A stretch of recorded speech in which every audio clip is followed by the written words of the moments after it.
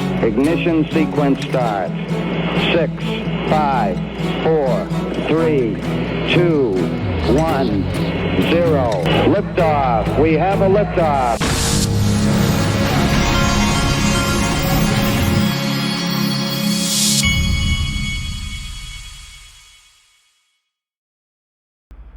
Hey everybody, this is the Digital Asset Investor, and check this out. Altcoin Daily is advertising for Bitcoin Las Vegas, and here's some crazy Michael Saylor's coming, Cynthia Loomis. Here's a whole long list of the people that are coming. I took this opportunity to remind everybody XRP Las Vegas is the same week. It's going to be Bitcoin Las Vegas for May 27th through 29th. And then then it rolls right into XRP Las Vegas. You can go to xrplasvegas.com to get your tickets. You can also, there's a link in the description as well.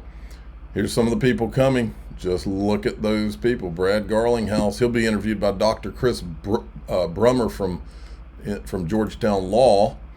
There's the CEO of iTrustCapital, Canary Capital, Omni, co-founder Monerex, Chief Revenue Marketing Officer of Uphold.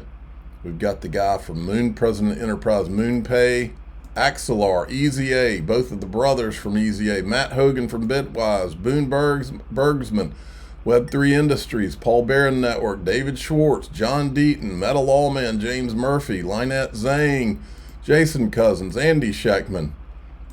Don't know how to say his name, XP Markets, Jake Boyle from Caleb and Brown. There is a bunch of good people, big time people coming, and it is going to be wild. You can get discount tickets and discount MGM grand rooms. Go to xrplasvegas.com. I will be there. The market has pulled back below it's been below 3 trillion, but at 2.74 trillion. This morning I bought more XRP. I also bought some gold, just so you know. This is why I believe Tether was a government operation, to test this concept offshore until we get U.S. regulations. Here's Scott Pacent. And I told you a long time ago, what these stable coins are for, it's like creating mini countries that can suck up all the U.S. treasuries, buy the U.S. treasuries, so you insulate yourself from countries like China or Russia and those type of people dumping U.S. treasuries. It insulates the U.S. dollar. We are going to put a lot of thought into the stablecoin regime, and as President Trump has directed, we are going to keep the U.S. the dominant reserve currency in the world, and we will use stablecoins to do that. As a reminder, you can't build those stablecoins on Bitcoin. You could build them on the XRP ledger. We already have RLUSD. You could have the digital euro, the digital pound, the digital Japanese yen, the digital everything. And it can't be built on Bitcoin. Now that we know that the U.S. Treasury is going to be the steward of XRP, good little reminder, this is Brad Combs' interview with Greg Kidd. Greg Kidd, one of the first 10 people at Ripple. You know, it's amazing because I don't know how many people out here know that you come from compliance. You come from a world of compliance inside the Federal Reserve. So this is a world you're very familiar with. In fact, years ago, you were one of the first people to join Ripple, and you helped get them compliant and get them there. Were you also like the person who introduced them to the Fed because you also came from the Fed? Talk about that a little bit. Well, I think it was the 10th person at Ripple, and I did go with Chris early on to Treasury. I think it was kind of a shocker for Treasury in DC because they realized, oh my gosh, this is a global, worldwide permissionless chain, and their heads were like spinning by the time we walked out the door. So that's back in the days when we thought we were going to get in trouble for being money. Then we found out, no, we're like a security. Now we're a commodity. It's like liquid, solid gas. It was one of those exercises. But yeah, in the early days, nobody knew what this was. So we were the first to go to Treasury and explain what this was.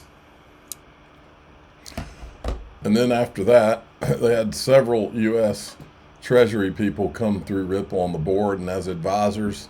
Craig Phillips, Rosie Rios, all coincidences, right? This guy had an interesting tweet. Okay, I learned something new and I realized that Jack Dorsey possibly made a best prediction. He posted a GIF With Michael Saylor converted to XRP Maxi, if you heard a rumor behind the curtain during the crypto summit last Friday, Michael Saylor was experiencing an emotional roller coaster during this event. More on that in the private group. They are clearing the path for Ripple to become the mainstream coin for the U.S. Treasury and banks. Saylor is pushing for Bitcoin, but he didn't get what he wanted. Now Mr. Dorsey might be right the whole time about his XRP gift. Stay tuned. And this was the gift that he's referencing right here. That was posted by Jack Dorsey, who the inventor of Twitter, about, I think it was a month or so ago on, what's that platform called? I'll think of it in a minute, maybe. And then we've got this from Chad Steingrove, a reminder that the CFTC will be listing XRP contracts. Bitnomial Exchange, a designated contract market, hereby notifies the CFTC that it hereby submits for self-certification its initial listing of XRP US dollar futures contracts to be offered and trading on exchange for an intended trade after August 13th, excuse me, 2024. Then we got this. Linda P. Jones picked this up. Michael Saylor flipping the bird to the Winklevoss brothers. In case you missed it, while Tyler Winklevoss was speaking, Saylor flipped him off. Guess he thought he was giving in. So look at this. This is an unbelievable picture, and more on this in a bit. This FIFA World Cup trophy, this gold trophy, it was in the Oval Office. For some reason, Trump decided to take it out of the Oval Office and bring it into this meeting and put it right in front of Michael Saylor. He could be flicking Tyler Winklevoss off and flicking the gold trophy off at the same time. We don't know. More on that gold issue later too. This guy says flipping off Tyler at the summit, the one thing I found entertaining. So moving along. Okay, remember, you've got the digital euro in the works, the digital pound. Who's been working with the Digital Pound Foundation and the Digital Euro Association? That would be Ripple. Here's Christine Lagarde, who runs the European Central Bank. I think that's what On your second point, I tend to share your views. Nature doesn't like vacuum. And we started working on the digital euro way back. Actually, when I started my term, 5.5 years ago.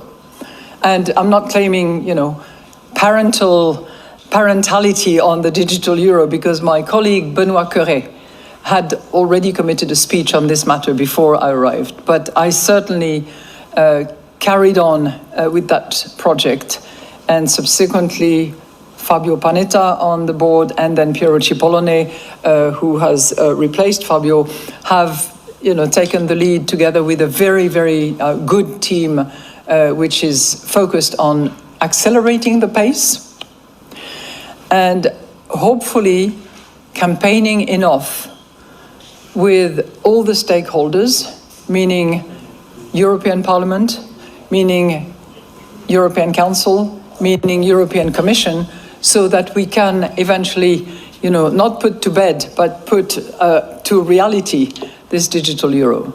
The deadline for us is going to be October of 25, and we are getting ready for that deadline, but we will not be able to move unless the other parties, the stakeholders, as I call them, Commission, Council, and Parliament, actually complete the legislative process, without which we will not be able to move.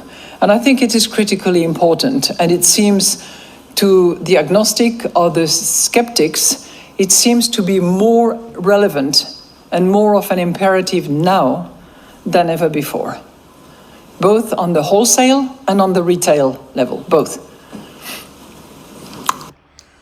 And she doesn't like Bitcoin, by the way. Pre-2025, this was the Bitcoin maxis. Down with governments. F your regulations. We don't need banks. Post-2025, hey, can we work together, please, and create a Bitcoin strategic reserve? Yes, it's true. These Bitcoin maxis, they just don't get it, folks. The amount of and I want you to keep in mind, according to the Bitcoin maxis, Bitcoin just won. They've got a strategic reserve, but they're still taking shots at altcoins and specifically XRP. And the question's why? And Ripple, they're taking shots at Ripple too. Why are they, if they won, what are they so upset about? Amount of tokens in the digital asset stockpile is a rounding error. The U.S. government will barely hold any altcoins, and they've made it clear they won't be adding any more. Bitcoin is the play. Everything else is just noise. I say Bitcoin is what the noise is, folks. I think they threw them their political bone, and you know what would gut the Bitcoin Max, the anti-XRP Bitcoin Maxis faster than anything? It would be the final gutting. You threw them their bone, and then you say, okay. By the way, Ripple just donated a huge amount of the escrow to the Treasury. It would be game over. It would strip them of all of their anti-XRP arguments in one snap of the finger. And here I said, if Bitcoin has won, why are they still attacking Ripple? This is Bitcoin News attacking that Ripple used to call out. They're calling it FUD. It's actually the truth. They're pointing out that Ripple was attacking Bitcoin, that the mining was controlled in China. It was controlled in China back during that time. And I wanted to remind them, it wasn't just Ripple attacking them. It was the U.S. national security people. This was the article written on it. U.S. intelligence chief concerned about Chinese dominance in crypto, and they specifically talk about the mining being controlled on Bitcoin and Ethereum when Ethereum was proof of work in China. It wasn't just Ripple, it was Joseph Grunfest also brought it up. Okay? Correcting the record with these people. And then the guy who likes to lie, Pierre Rochard, said Ripple can add one anytime. So he's trying to say that they can create more XRP. Then he gets corrected by David Schwartz. No network rule on the XRPL code permits XRP to be created. In fact, network rules enforced by nodes specifically prohibit this. I'm pretty sure someone specifically pointed this out to you the last time you spread this nonsense. And unless you don't have even the slightest understanding of how blockchains, or for that matter, computers work, you know that your computer cannot make my computer do anything it doesn't have code to do. Surely you must understand that. Even if 100% control of every Bitcoin mining machine on the planet, I could not create 23 million Bitcoin. You must understand that, right?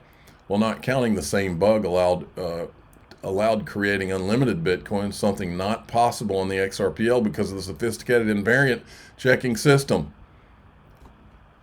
And of course, Pierre Rochard never responds to that. That's why we call them the Bitcoin Maxi drive-by media, or the crypto drive-by media.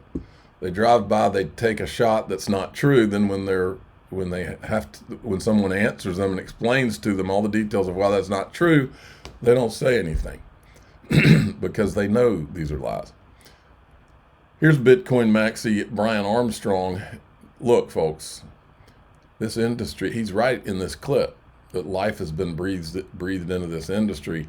And what's coming is, it's not just Bitcoin, it's the utility. It's massive hiring in all these crypto companies. It's IPOs, it's mergers, it's acquisitions, the whole thing's coming. President Trump really breathed life back into this industry. Over the last few years, we really felt like we were being unlawfully attacked by the prior administration. And under another fork of history, this industry might not have existed in the United States. It might have been moved entirely offshore. But luckily, the president has taken a leadership role here and decided to bring it back to the U.S. And it's already having positive results. For instance, Coinbase is planning to hire about 1,000 people here in the United States as a result of this industry getting regulatory clarity here in the U.S. And so they announced this strategic Bitcoin reserve last night as well, which I think is an incredible moment. If the United States government is now a holder of Bitcoin, maybe a buyer of Bitcoin in a budget neutral way that won't cost the taxpayer anything, I think the rest of the G20 are going to see that as a signal that Bitcoin is really the successor to the gold standard, and maybe the rest of the G20 should also hold a strategic Bitcoin reserve. Do you think that the creation of the strategic Bitcoin reserve will stabilize Bitcoin, make it less volatile, and that it creates somewhat of a floor underneath the asset? Well, I do think there's a lot of long holders of Bitcoin, and so that's already created a floor. But yeah, having the United States government be a holder of Bitcoin, just creates more buying pressure over time. So the goal is not necessarily to have Bitcoin have zero volatility. We want the price to go up over time. And things that are like stablecoins, for instance, can be very flat in their pricing power. And so those are the medium of exchange, but we want Bitcoin to be kind of like a digital gold. So it's okay if it has some volatility with an upward trend over time. The administration obviously working to create more clarity for your industry. Congress also looking to create rules of the road, something I know that you and many others in the industry have been thirsting for. What are you hearing from lawmakers on Capitol Hill as it relates to the market structure bill, either in the Senate or the House? What are your expectations on how quickly that could move? We heard from President Trump this afternoon. He's looking for something before the August recess, he said. Yeah. That was very promising to hear as well, that he's really asked Congress to come back and pass legislation before August before the August recess. We're incredibly excited about the progress because I think this is the most pro-crypto Congress we've ever seen. They're already working on draft legislation in the House and the Senate around stablecoins, which we're very supportive of. That's going to help preserve the dollar's reserve currency status, a digital dollar. And then they're also starting to work on market structure legislation that would help clarify which of these crypto assets are commodities, securities, payment tokens, or something else like artwork. And so if they do that, it's going to bring in lots of new pools of capital into the U.S. The biggest crypto companies can finally get built here in the United States, and it would be a huge moment for American profit. Okay, go to daixrp.com for the private group if you want to join through Patreon, or go to the below this YouTube video and click the join button if you'd like to join it through YouTube. We do extended videos and you don't have any advertisements in there. Now today we're going to show you an interesting little tie-in with gold and what's really going on in all this. And I got a lot more stuff on Bitcoin, XRP, all this stuff. I'm the digital asset investor. I'm not an investment advisor. This is for entertainment purposes only. Please subscribe, hit the like button, tell your friends and family. Here we go.